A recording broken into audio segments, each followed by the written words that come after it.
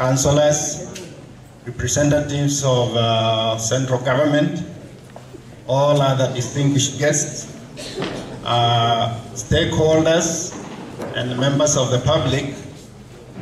Mine is to welcome you to this great day, not only for the Municipal Council of Kisumu, but for all local authorities, because as you know, as we are reading our budget here, all the other local authorities are reading theirs.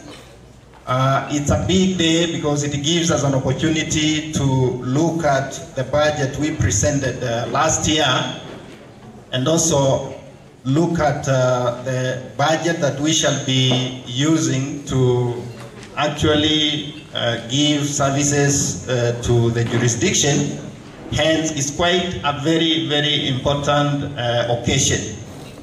I don't want to go so much into the details because the big part of the day is for the Chairman Finance, but I would want to take this opportunity to welcome the Mayor to give his remarks, and then he welcomes the Chairman Finance. Thank you.